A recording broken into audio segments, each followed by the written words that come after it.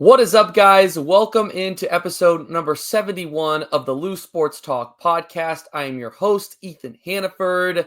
If you are seeing this video and just starting off here with STL Sports Central, or you didn't have a chance to catch our first video podcast episode last week, then welcome, and we're glad that you are joining us, as mentioned, right here on STL Sports Central, where all of the content is sponsored by DraftKings. The crown is yours.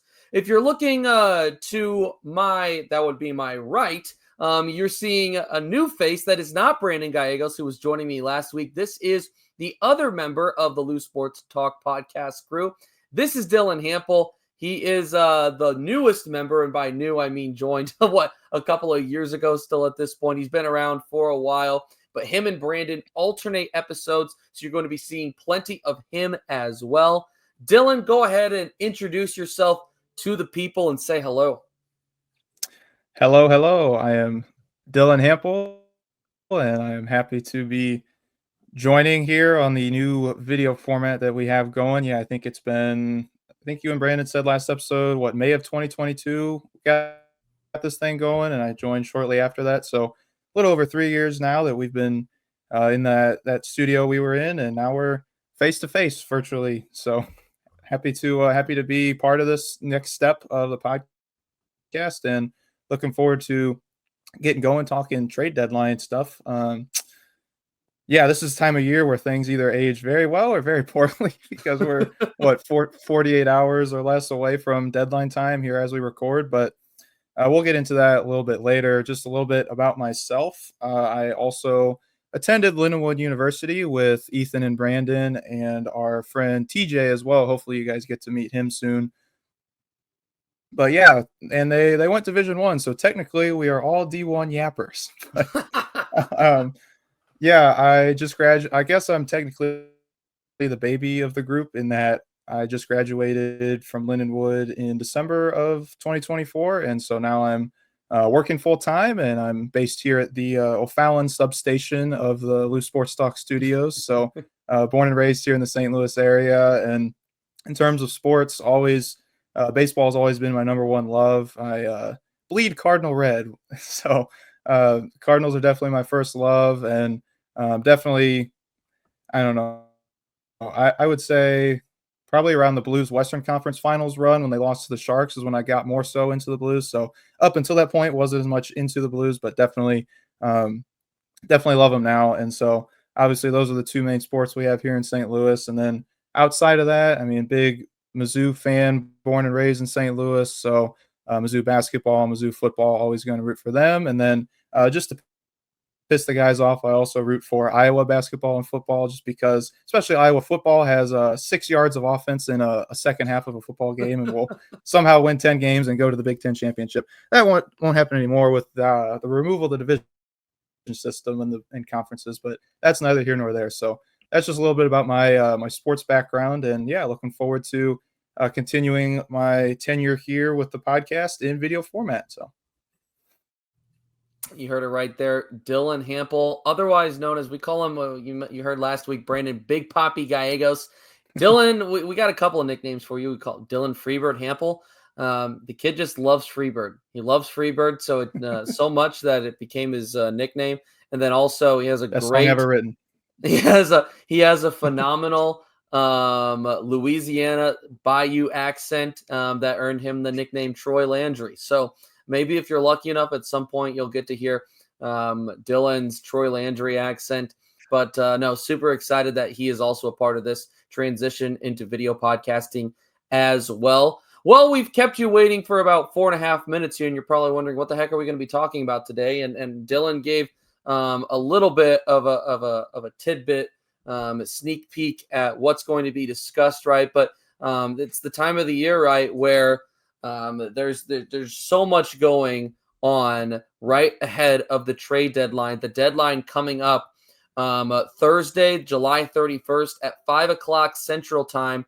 And we're going to be breaking down some of the big trade deadline questions for the Cardinals. Yes, who could be getting sold? We talked about that a little bit in last week's episode 70. So be sure to go ahead and check that out on STL Sports Central's YouTube page. But today we're going to be answering some of the other questions, like How do certain things that happen at the deadline affect the team in the future? What could the offseason look like when Hein Bloom takes over?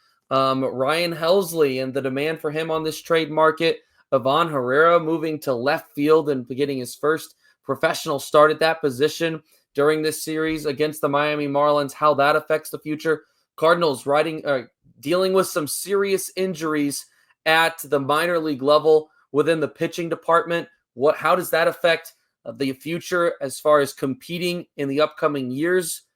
A lot of questions that we're going to be trying to answer here in this upcoming episode, and we're super excited that you are a part of it here with us on the Loose Sports Talk podcast. We're going to take a quick pause. When we return, answering some of the upcoming trade deadline questions, including Erick Fedde and if the Cardinals handled it correctly, and Emmanuel Clase's trouble that he is in, and how that impacts Ryan Helsley's market. All right here on the Loose Sports Talk podcast on STL Sports Central.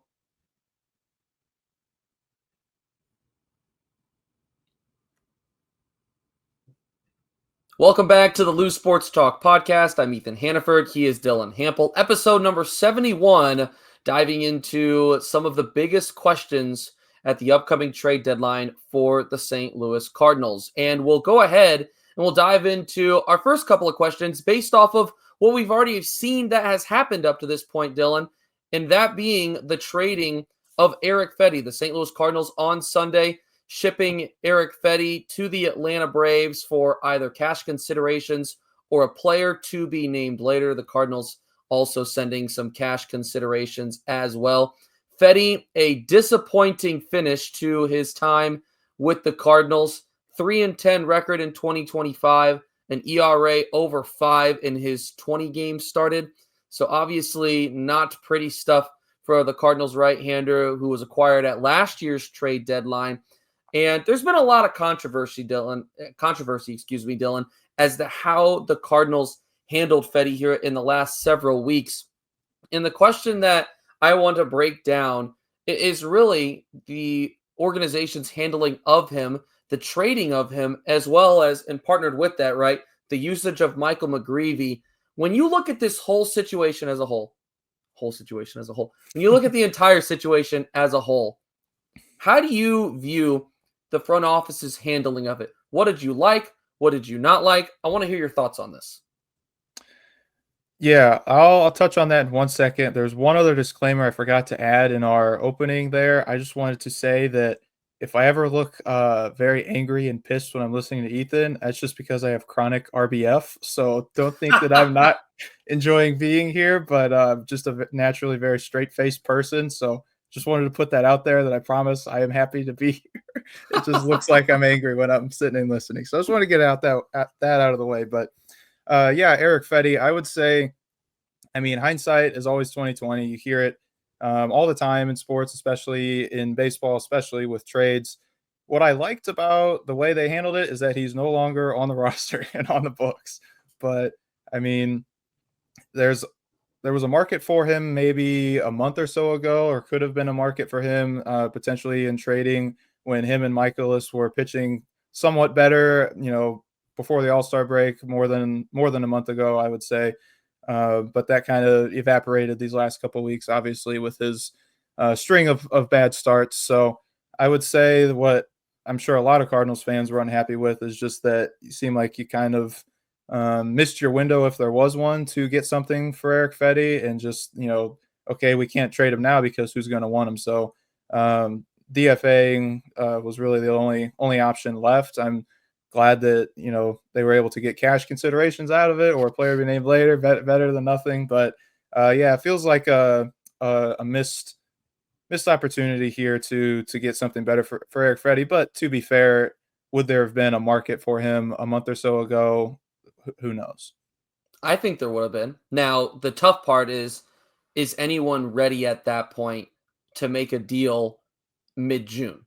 That's the Right. question, right? Right. Because I think when you look at what Erick Fedde was in 2025, it can really be broken into two parts, right? It can be broken into part one, which was pretty solid number 3 guy.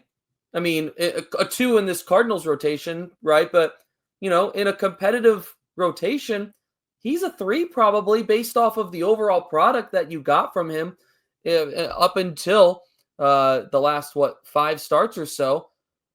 I'll say this. Hindsight is always 2020. You look at situations like this, and it's always going to be easy to dog on the handling of something rather than looking at the beginning and considering how was the front office viewing this. Now, there were some people that were criticizing from the very beginning, and to those people, I'll give it to you. You guys ended up being right.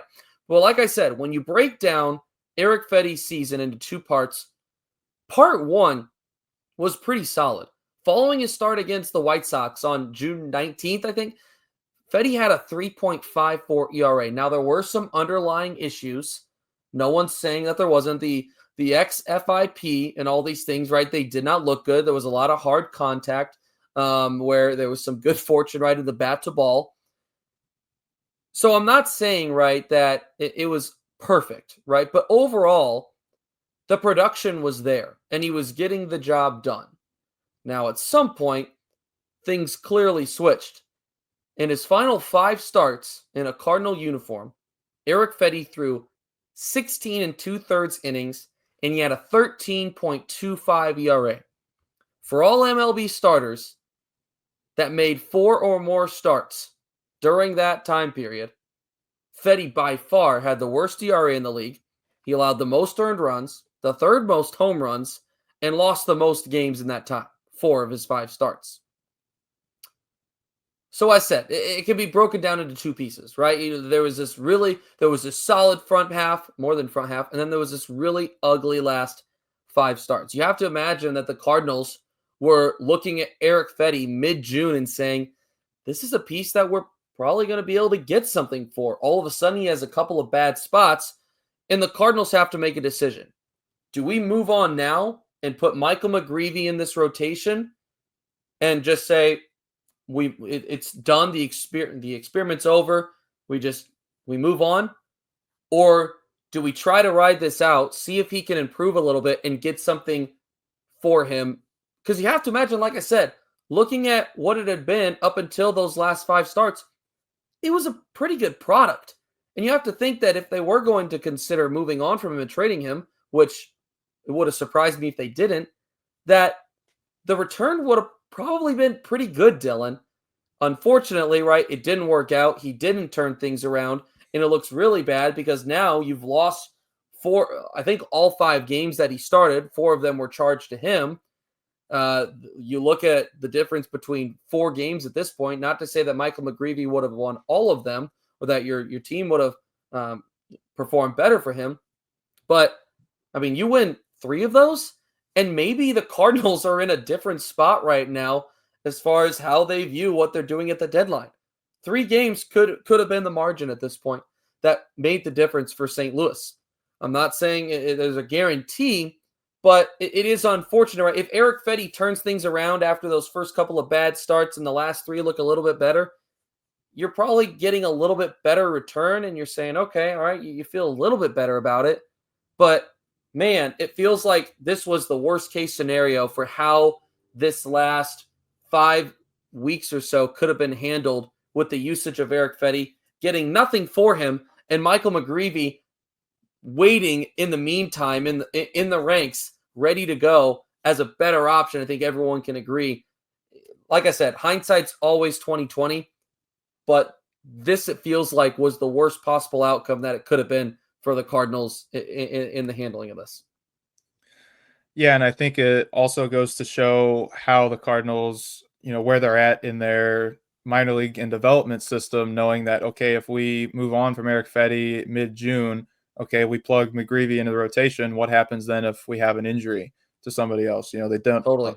don't have anybody else in the wings besides McGreevy, and so just goes to show how not having a good farm system the last, decade and leading up to, especially this season right now, not having anybody else, close to major league ready besides Michael McGreevy hurts in more ways than one.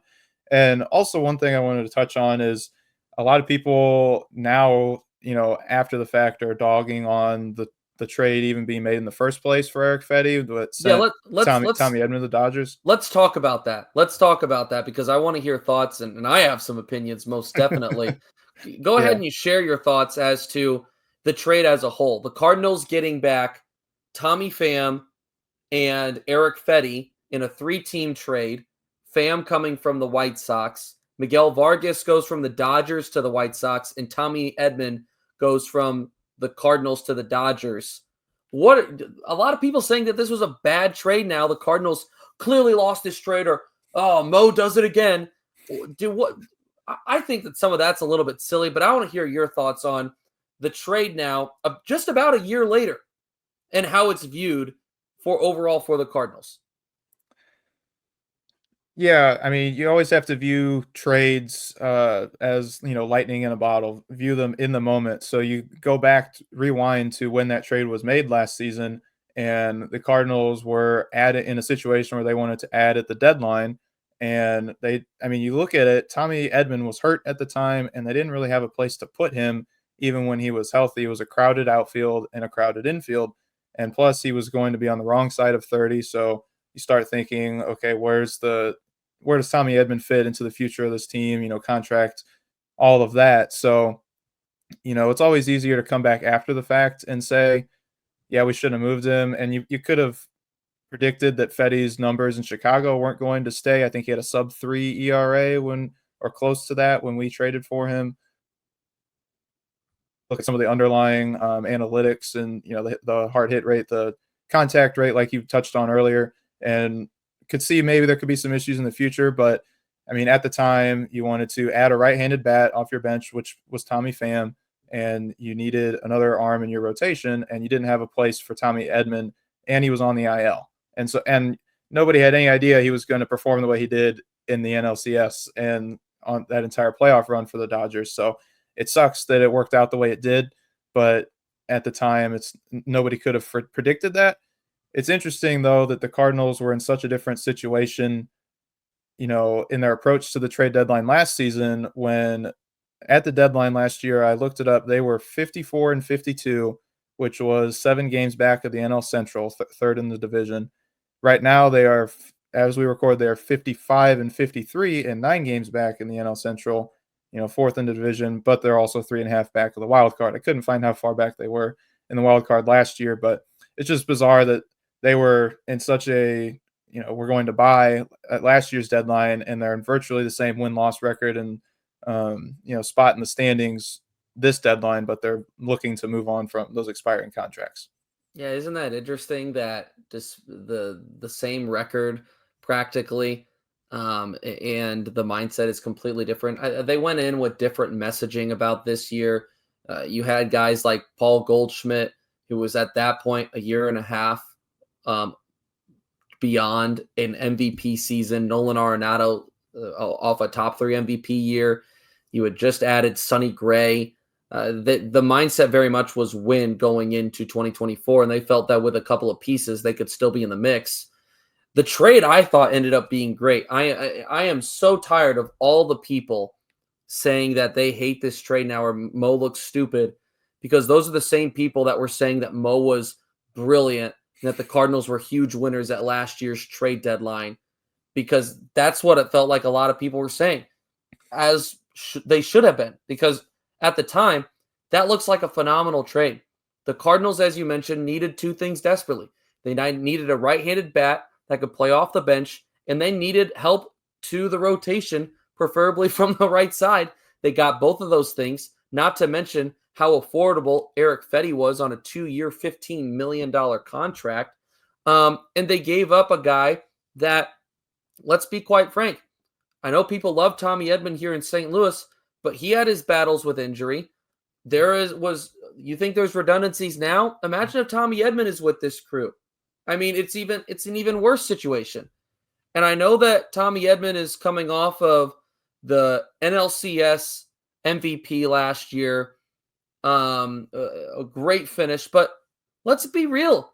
Tommy Edman's batting .225 with a .669 OPS as we record. He's in the bottom 20th percentile in exit velocity, barrel rate, walk rate, bat speed. I know he's middle of the pack in expected slug and some of those other things. I'm not saying he doesn't have his advantages. He's a decent ball player, but if he's doing that for the Cardinals right now, what are fans saying about him? They're either saying you missed the window to trade him, or two, why is he still here? Those are the two things that people are saying right now. If he's still a Cardinal, I guarantee it. Mo used a surplus and got something back that the Cardinals need that helped them in the time that up until the last 5 starts was pretty dang serviceable. About as serviceable gets. So I'm so over people saying that this was a terrible trade because Erick Fedde had some struggles, some serious struggles, albeit in the last 5 weeks. Erick Fedde was never meant to be a long-term solution.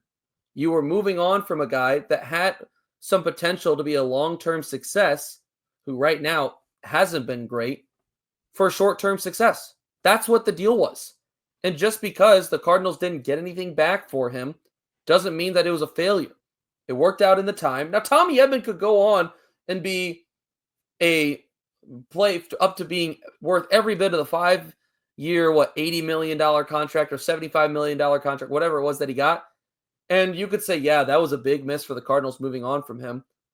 But there's the potential for some of that to happen when you have so much redundancies and there's guys that have potential to be good. This is something we could see in the upcoming offseason. Cardinals are going to have to probably move on from some surplus. And maybe some of those guys have some success somewhere else. But you got to pick who you're going to roll with. And the Cardinals, to a certain extent, did a little bit of that last year. And unfortunately, it was a great trade. Unfortunately, the team kind of unraveled around them and they didn't end up being a playoff team. Unfortunate, but that's just the reality of the situation. So I do not think in any sort of way that trade becomes a loss. Long term, could the Dodgers end up getting the better of the Cardinals by a little bit? Sure, but there was always the potential for that because Tommy Edman is a long-term guy. So, if anything, I think the White Sox got the best end of the trade. But we don't have to dive too deep into that anymore. So overall, Erick Fedde, disappointing the handling overall of the situation that the Cardinals weren't either able to get more out of him or get Michael McGreevy more starts and potentially be in the mix a little bit more. But it's the reality of the situation. I'll tell you what, you think that that's disappointing. If I'm a Cleveland Guardians fan right now, Dylan, I am absolutely sick to my stomach because they arguably had the most talented relief pitcher on the market in Emmanuel Clase. You could argue, Dylan, the only closer that's been better than Ryan Helsley the last several years. And now, because of this situation that he's in, he's not going to be able to get traded. They're going to have to hold on to him. Cleveland Guardians closer Emmanuel Clase recently was placed on non-disciplinary paid leave as part of a Major League Baseball investigation into sports betting. He is the second player on the Guardians to now be placed on non-disciplinary paid leave. What a mess that this is for the Guardians, and they're not going to be able to get the return I'm sure that they were hoping for him. While it's terrible for them, all of a sudden, Ryan Helsley is now the hottest piece on the reliever market, which does tend to be a little bit unpredictable, but it looks like the Cardinals have the chance to get a pretty good return for their closer at this upcoming deadline, Dylan. Yeah, talk about luck for the Cardinals and bad luck for Cleveland. I mean, Helsley was already going to be one of the top pieces on this market, and now I think the only competition he may have for being the top arm on the market this deadline is maybe David Bednar with the Pirates. But I'd agree. Yeah, not very often do you have a guy that is, coming off a National League Reliever of the Year and receiving multiple Cy Young votes, leading the league in saves, available, and he's so clear-cut the top guy that there already is a bidding war for him. I think I've already seen 5 or 6 teams that are rumored to be in on Ryan Helsley. So I think if this doesn't get done, I think this should be the top priority for the Cardinals front office. This deadline is to find a suitor for Ryan Helsley. Wow, crazy hot take, but they made their top goal in the offseason trading Nolan Arenado away, and obviously that didn't work out. And so I think if they whiff at this deadline and don't move on from Helsley, it will be arguably a bigger fumble because, I mean, he's going to command probably close to $20 million AAV in here this offseason as a free agent. So have to find the right suitor for him. It'll probably be he'll be a rental most likely. So looking for probably somebody who's a contender, maybe looking to add a high leverage arm in their bullpen, which you can never have enough of. So we'll see how it goes. Mark Feinsand, as we're recording recently, reported that there were several teams in on the mix, including the Yankees, Dodgers, Phillies, Rangers, and Blue Jays. Those teams are all in on Ryan Helsley, and it sounds like even more have called, but those are the teams that seem to be really in on him right now. And there's a lot of buyers that have a lot of good pieces. And here's the thing that's great about this situation is John Mozeliak holds all the cards right now because he has the golden piece. He has the piece that everyone wants, and he can wait to see how the market sets. He can wait to see, what some of these other guys end up going for, say, well, my guy's better than that guy, so why shouldn't I be getting more for him? He's going to be able to wait almost as long as he wants. It wouldn't be a crazy thing to see Ryan Helsley end up getting traded very late because of this, because it's going to come down to which team is most desperate to improve at this position and get the best guy. And we know that there's some big market teams that I just mentioned. We know that Brian Cashman has already said that he is all in on 2025 for the Yankees. We know what the Dodgers tend to do at the deadline. The Phillies. We know that there's some big teams in here that are going to be duking it out to give the best pieces. So I look at this as a Cardinals fan, and I lick my lips saying, oh man, what could we get back? This could be really good, especially when you look at the state of the Cardinals farm system right now. A lot of injuries, working its way back, right, and trying to get back to a former version of itself where they were consistently one of the best farm systems in baseball. It's been a little while. You'd like to get back to that point. The return for Ryan Helsley will be another step in that process. Will the Cardinals get top 1-2 prospects in organizations? I don't think so. I don't know. I'd be surprised, but it's definitely encouraging to see and have an idea that some of the top markets in baseball are interested, and knowing that, looking at the history of both the relief market and of those top teams, that there's a good chance that you're going to be able to get, at least in my opinion, a couple of top 10 prospects in your system for Ryan Helsley. That's my personal opinion. I don't know if you necessarily have a prediction or not. I'm not asking for one, but I'm pretty confident, Dylan, that the Cardinals are going to get a pretty nice return for Ryan Helsley, and it wouldn't surprise me if it ends up being really close to the deadline on Thursday.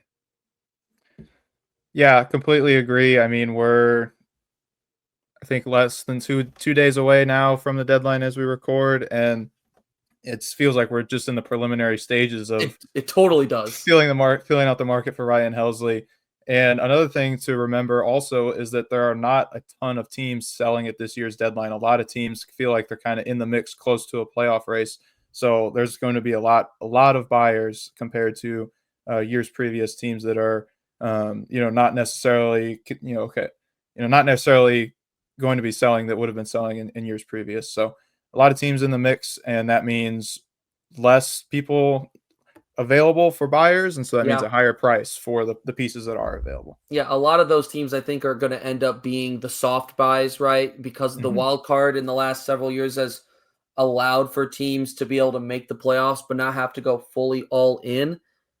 Those teams are not going to be the ones in on Ryan Helsley, but like you said, the impact that they have is all of a sudden there's less teams that are selling. So the Cardinals, with some of these guys on expiring contracts, could take big advantage of this market, being one of the few bigger name sellers with notable relief pitching on the market. Not just Ryan Helsley, but Phil Maton, Steven Matz, even Jojo Romero, not on an expiring contract, but someone that we discussed in last week's episode that could be an interesting piece as far as when you look at his success and the control that he has. So the Cardinals have an opportunity here, I think, to take advantage of this seller's market and add some solid pieces to their to the repertoire, to the farm system, hopefully to get, like I said, help them get back to being one of the better farm systems in baseball. Still a lot of work to do, but this could be a great establishing step in that. I'll also mention this real quick before we move on to the next subject, Dylan. Ryan Helsley just recently was discussing some of this with the press, with the media, and while he understands the business, he knows that there's a very high chance he's going to get traded. He also said that he would love to potentially return to St. Louis, even if he is to get traded. Now, obviously, the upcoming CBA and the lack of certainty whether we have a lockout or not in 2027, that will leave some question marks as to what the Cardinals' spending is going to look like in the offseason. But depending on how badly Ryan Helsley wants to be here, there's the chance, right, that you could trade for him and have him right back in the offseason. Still a little bit too far probably out to be having that conversation once we get a little bit more of an idea of where Chaim Bloom and ownership is at as far as spending for this upcoming offseason. But that could be a potentially interesting thing too. Yeah, something to keep an eye on. I mean, miss me personally with that because I think higher leverage arms kind of, I don't know, have a short window of being at their peak. But I mean, Totally. also you have a guy over 30, Josh Hader, that is the top paid reliever in the league, and I believe he's still leading the league in saves currently. So you could see a potential reunion. I think it's going to be bittersweet if and when Ryan Helsley does get moved because guys like that don't grow on trees, obviously. And so, yeah, when I think of if he does get moved, when I think back on his tenure, it just feels like a missed opportunity in a way of having a guy at that back end that can shut it down, but not having an elite team for him to shut it down for. So, yeah, could see a reunion in the future, but he would be probably into his mid 30s by then, 33, looking around sort of 32, 33. So I don't know how I'd feel about that personally, how Sure. comfortable I feel with that, but I can see where, fans would want to have him back and he could potentially still bring something to the table. So I don't know. We'll see. Touching quickly on this, in the last couple of days, media has also been asking about Sonny Gray and Willson Contreras, and if the front office has reached out to them. We had heard during the Colorado series that John Mozeliak was planning on touching base with all of his veterans that had those no trade clauses and seeing where they were at as far as potentially being traded, if they'd be willing to waive those for any teams.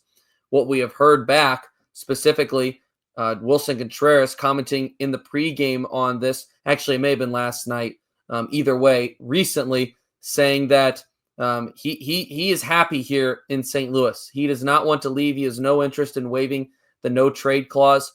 Willson Contreras is going to be a Cardinal, it sounds like, as of now, until that contract ends. Obviously, that could change in the last couple of years if he grows a stronger desire to be on a contender.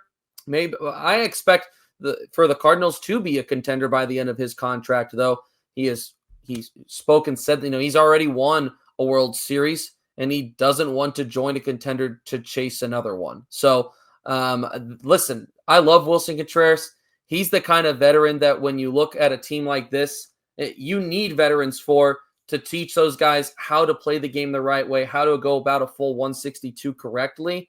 So I love the thought of Willson Contreras being that guy, being one of the few guys, right, that does stick around and can be a part of seeing through this team as they get back to being a contender for a World Series. And a veteran that contributes in addition to that, not a Brandon Crawford type where he's more of a locker room presence than a on the field presence. Yeah, how Yeah, can you how can you not love Willson Contreras? He's taken everything in his time here at St. Louis with such class and as such a professional. And yeah, I couldn't agree more. Having guys like him and Brendan Donovan to build around the next couple of years, I think can really help develop this younger core that's up and coming. Brendan Donovan included in that, but those two guys being vocal clubhouse leaders. And yeah, he's a guy I wouldn't want to move at this deadline either. It's you listen to every call that you pick up every call that you receive if you're John Mozeliak, but Totally. he's a guy I would have no problems with staying in St. Louis. And then Sonny Gray, the other one that was asked about the organization touching base with where he's at. What it's sounding like with him is he does not want to be moved at this trade deadline. He made it clear through the 2025 season, which makes you wonder if potentially he'd be open to something in the offseason. In 2026, he is due $35 million. This year, $25 million. Last year, he made only $10 million. So it's a backloaded contract. We'll see what, like I said, with the upcoming lockout or CBA and potential for a lockout, Careful right? now. Don't jinx it, man. Come on. We'll get it done. I'm praying every day, brother. I'm praying every day. But if the Cardinals want to pay that $35 million, or if they want to get that off the books, I'm not sure where your thoughts are on this, Dylan. But I look at this Cardinals rotation and I see, as of now, 4 guys probably that are for sure locks to be in it, and you're going to need to add one. Hopefully they can bring that in either via trade. Well, it doesn't look like it's going to be coming from the system as of now based off of injuries, but hopefully you can bring in a piece or two via trade from some of the surplus. I look at Sonny Gray, though, and I say I'm not going to be moving on from him if I don't feel confident in what I'm able to get in return for some of the surplus if the Cardinals are to make some moves, because if you don't feel good in what you have, I don't think it's going to be helping you take steps in the right direction, getting back to being a big-time contender. So if the Cardinals are able to bring in some pieces that they feel good about, maybe they're looking to move Sonny Gray to get that contract off the books. But I don't know if I don't think personally even, I know we're talking a little bit ahead now, I don't think it's a guarantee that Sonny Gray gets traded in the offseason just because he left up he didn't say for sure, right, that he is a Cardinal through the end of his contract, that he said it, that he doesn't want to be traded in the 2025 season. Yeah, I was a little bit more surprised by this one. I thought that he would. I mean, it seemed like after last season, he really wanted to be here through his contract, the duration of his contract. But yeah, you'd have to get a guy back if you're going to move on from Sonny Gray. You would have to get a guy back that's going to be in your starting rotation either this remainder of this season or next season, and that's the genie in the bottle. The most expensive thing that's always on the market is young, controllable pitching. I think I saw a stat: 9 out of the last. So last year there were no top 100 prospects moved in the trade deadline league wide, but then every year before that there had been at least 2 that were moved in the deadline. So you would want a pitcher in the top 100, I would think, if you were going to move on from a guy like Sonny Gray. But like you said, that would be more of an offseason move if that were to happen.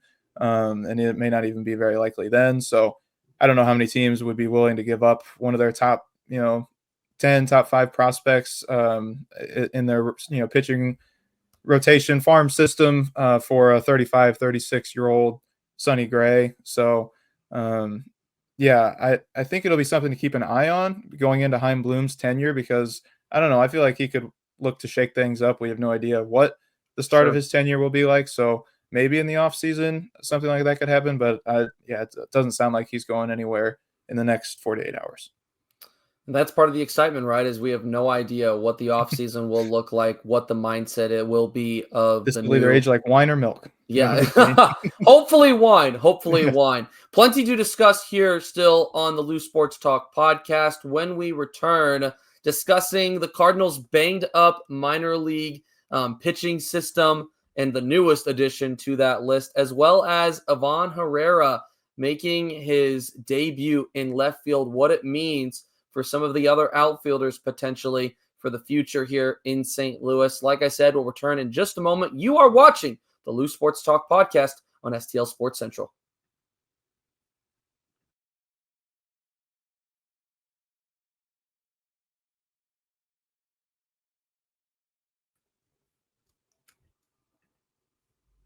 Welcome back to the Loose Sports Talk podcast. He is Dylan Hampel. I am Ethan Hannaford. We have broken down quite a bit so far up to this one. It's been a very productive 40 minutes, Freebird Hampel.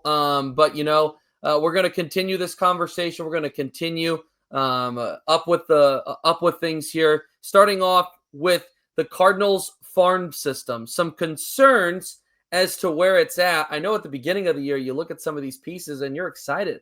You're excited about Quinn Matthews. You're excited about Cooper Jerpy and some of the progress he's made. Tekoa Roby.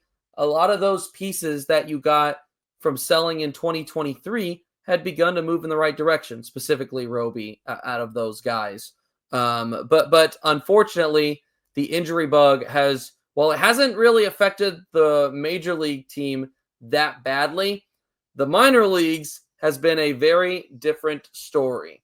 Tekoa Roby, the latest name to join the Cardinals farm system pieces, specifically pitchers that have hit the IL.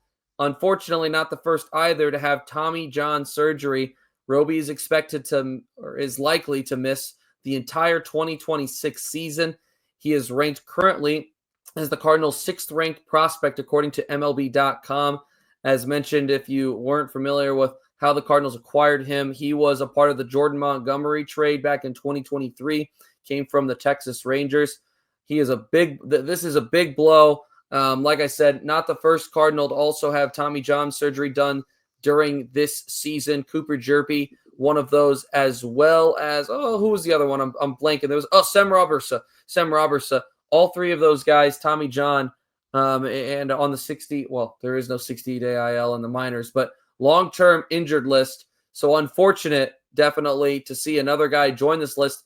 And I think even more so for Tekoa Roby, Dylan, because he's the guy, it felt like, that was probably the closest to the majors, maybe looking at getting a start or getting an appearance in 2025, but more so seeing him in 2026 in the majors. That's definitely not an option now, unfortunately, because of the surgery. Yeah, huge blow to not only the rest of this season, like you said, but 2026, because you start looking at what the Cardinals rotation can look like next season. And I think you have Liberatore and McGreevy that are guarantees to be in your rotation next season.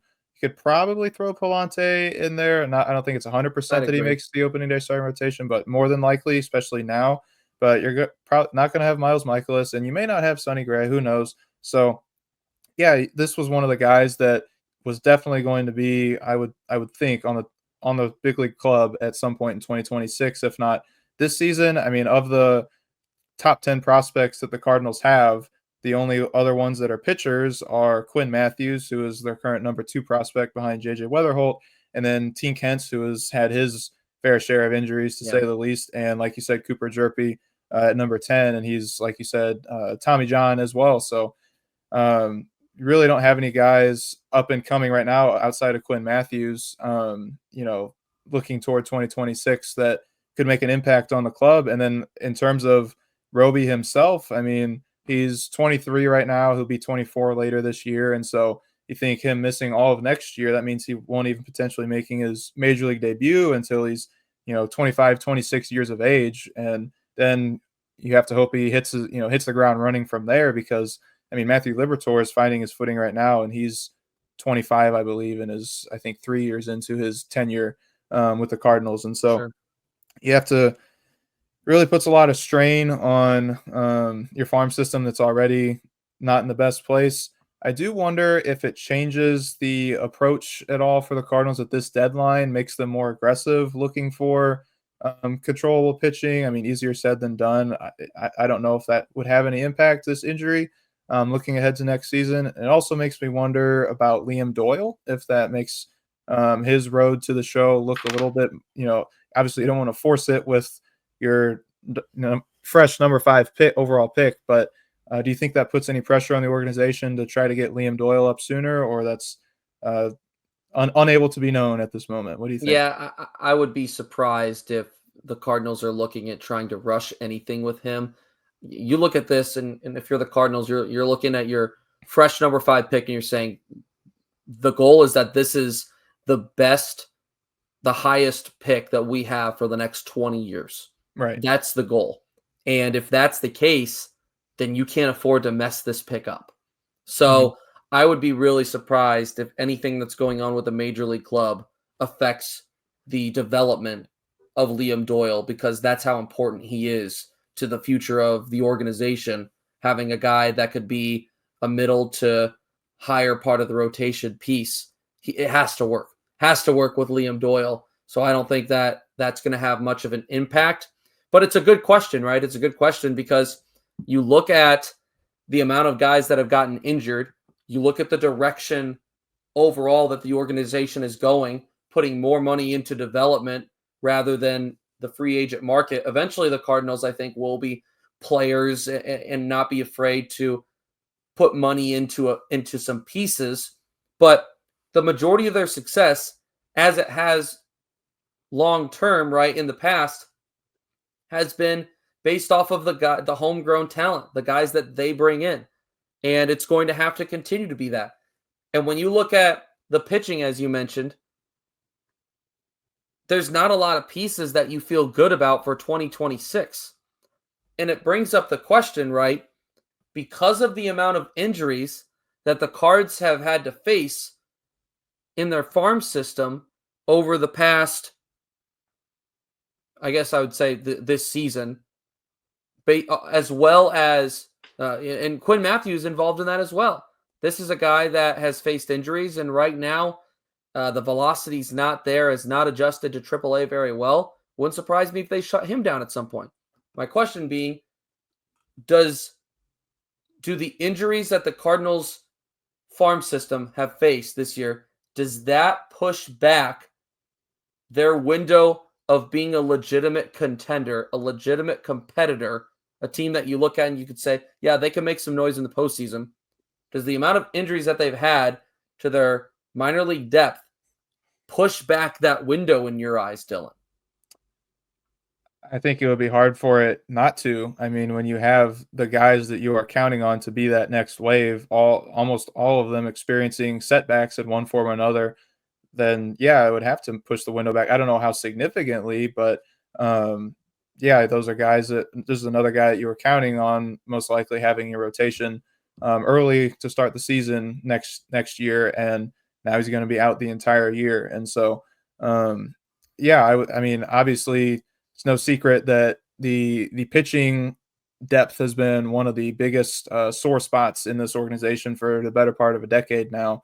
And yeah, you felt like you were kind of getting this next wave of guys that could be contributing at the major league level, some higher end players eventually, like you said, in Liam Doyle. And yeah, now that's going to be, I don't know how it wouldn't delay it. I mean, I could be wrong, but I would think it would push back the window a little bit because if you don't have elite pitching, as we've seen this season, things usually don't go very well. Unless you're the '06 Cardinals, then you somehow figure it out. Very different day and age of baseball now True, compared to what it was in 2006. true. The only way in which I could see it not pushing back that window is if the Cardinals are able to bring in, like I said, because of the surplus that they have, if they're able to trade that in for young, controllable starting pitching that you feel like could have an impact on the rotation right now. Otherwise, it feels like there's no way, like you said, that it doesn't. And all of a sudden, at the beginning of the year, when you're looking at what Matthew Liberatore had been up to that point, Andre Palante had shown a lot of promise in 2024. You look at some of these things, and you look at the track of Quinn Matthews and what he could be potentially at the major league level. You combine these things, and you're saying, "Oh man, like all of a sudden, 2026 could look pretty good for this team." And because some of those things haven't necessarily gone the way that you were hoping, feels like that's on hold a little bit. And now it's more so looking at 2027 as that window. And maybe, unfortunately, you're looking at another year kind of similar to this one in 2026, where you're still trying to get those guys to this level and figure out what you have in them, specifically the guys that are in the minors now. Hopefully your offense, your lineup, your defense can all be figured out a little bit more so at that point. You're just kind of waiting on the pitching. It's unfortunate that that's the reality, but it feels like that's where the Cardinals are at due to some of the injuries that have taken place for some of the young pitching during this 2025 season. Do you think the injury to Tekoa Roby puts more pressure on the front office to get something done this deadline, to get more young, controllable pitching, or you think their approach stays the same regardless of if he's hurt or not? I think it probably stays the same. I'd be surprised if the Cardinals are going out and trying to get young, controllable pitching at this deadline. It's the most expensive thing out there. And right now, Lars Nootbaar, Nolan Gorman are working back from injury. Those are the two in my mind that are probably going to potentially get shopped. It depends on if they can get Nolan Arenado's contract off the books. There's a lot of what ifs right now. And it feels like a lot would have to happen in order for the Cardinals to be able to feel good about sending off some of those pieces to get back what they want. So I think this is more of a 2026 offseason conversation than it is a 2025 trade deadline conversation. Those things I think are going to happen. I just think it's too much to happen right now. I think we're going to see them more so focus on the guys that are coming off of the books in 2025 on expiring contracts that the Cardinals are going to be trying to shop and then going from there in the offseason. But it's a good question because there is a lot of questions looming about what this pitching will look like in 2026 because of the guys that are coming off the books. So those will have to wait to be answered. Maybe we get some of those answers in the next couple of weeks. Maybe we get some of those answers from some of these guys that continue to develop. How the guys that you have right now continue to look. If Matthew Liberatore can return to a form that he had earlier in the season, maybe you don't feel like you need to bring in as good of a piece. I don't know. Maybe that's a little bit silly. You're going to be trying to bring in the best piece possible and you get the biggest bang for your buck. But there are things that can happen in 2025 on the big league roster that can impact what you're looking at for the future as far as potentially what you're bringing in and where you feel like you are going into 26 as far as being a competitor go. Before we wrap here, one final thing that I want to touch on here for a couple of minutes. Ivan Herrera on Monday night making his professional debut in left field, of course, coming up as a catcher, a designated hitter for a lot of 2025 as well. Dylan, Ivan Herrera in left field. Yeah. Immediate takeaways from it. Do you like it? Do you not like it? Where are you at on this? I was there to witness it in person. I was boots on the ground and saw history in the making. Ivan Herrera in left field, a moment that will echo through the annals of baseball history. No, yeah, I mean, I don't hate it. I guess I don't think he has. I've been kind of out on him having a future as a catcher at the big league level for most of this season. Coming into the season, even, and so I think his future is either at DH or another position. And so the Cardinals just have so much surplus at so many different positions, just overcrowding except for starting pitching, where you have a lot of guys that could play DH. You have Alec Burleson having a breakout season. Obviously you have Ivan Herrera, and then you have potentially Nolan Gorman. He's, slotted in at DH throughout his career. So I was definitely not expecting to see Ivan Herrera in left, but I mean, I can see why they did it when you have, Lars Nootbaar on the IL and you have such a surplus at the designated hitter position. So I'm wondering though, do you think this move has more so to do with, the bat of Burleson and Gorman being able to be at DH as well? Or do you think it says more about what the potential future of Lars Nootbaar would be, if they're testing Ivan Herrera out in the outfield, or do you think those two are completely unrelated? No, I think they're definitely related. I think that the Cardinals right now are in a state of gauging feel, right? Where this feels like the preparation for what is to come this offseason. You are ironing out what the team could look like in 26 from an offense and defensive layout. That's what it feels like is happening right now. Now, obviously, as we're recording, Ivan Herrera is back at the DH position. He's not going to be a left fielder every single night, but I think the Cardinals are going to continue to use him out there and get him reps out there, knowing that the team continues to fall off a little bit more at a time. They're about to sell. Who knows what's going to happen to the back end of the bullpen once they do sell. So there's a lot of questions, right, about what the team is going to look like. We know that, but I think that this is, right, like you just said, a sign of both the Cardinals recognizing that they can't have this many of the same type of player, but also figuring out what can they move on from. Why else would Ivan Herrera begin playing left field if it wasn't for the purpose of him eventually being a long-term outfielder? Why? Which makes you think that a guy like Lars Nootbaar, who doesn't really play anywhere else besides the corner outfield, what is his future with the club? That's what it makes me ask, because it feels like they're pretty confident right now in Ivan Herrera's bat and that it's going to be a part of the future of this club. What doesn't feel very certain for me is Lars Nootbaar, because of his injury history and because of how volatile it's been this year from him. It's been really good at times. It's been really bad at times.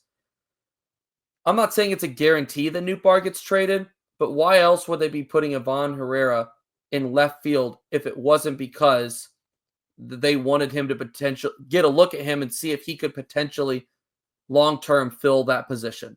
Why else would they? So I think that you look at this and I'm saying, oh, that's another indicator that Lars Nootbaar could be shopped in the offseason. That's statement number one that makes me think, because you know who it's going to be in center. You know it's going to be Victor Scott. You know who they wanted to be in right field. They're going to continue to give Jordan Walker the opportunity. Alec Burleson can play out there. So can Brendan Donovan. But they can also both play on the infield. So it's going to be a little bit of a hodgepodge figuring out where they're going to be. This is a combination of Ivan Herrera can't be the DH every single day because there's other guys that need to be getting consistent time in at DH as well in order to play and get ABs. And also, who's going to be in left field? If it's Herrera, then that means Lars Nootbaar is not, right? So, and there's no guarantee. Maybe it's a disaster with Ivan Herrera, and that's not the answer. That may end up being the case. But I'd be surprised if they don't end up finding a way to make it work. And we're looking at the Cardinals beginning to iron out who's going to be here, where they're going to be, at least in 2026. And as a result, who ends up getting shipped out. That's my opinion on that, Dylan. Very well said. It is going to be quite the eventful 48 hours. Keep your notifications on. The heat index has been right around 100 outside, but the stove is going to be even hotter at deadline time. So amen to that. Be ready. And whoever you are, wherever you're listening from, whether you're at the gym or you're in your car, I want you to put down the phone when you're done with this episode, listen to Freebird, and then go run through 15 straight brick walls, because that's what I'm going to do to close out my evening. That's all I got. Listen, there's so many question marks as to what the deadline is going to look like, not specifically for the Cardinals, but also throughout Major League Baseball. How does it impact what the Cardinals do long-term in the future? Maybe a bunch, maybe none at all. But regardless, there's a lot of questions looming around this trade deadline and the future of this team to discuss, and I feel like we covered quite a few of those pretty well tonight, Dylan. Appreciate you joining me. Your first episode here on STL Sports Central's YouTube. Be sure to like and subscribe below, and then go and give us a follow on our social medias on Instagram, X, and Facebook at LouSportsTalk_. We appreciate you being here, and the next time that you'll see us will be post-trade deadline, and I'm sure that there will be plenty to discuss. But for now, that's a wrap.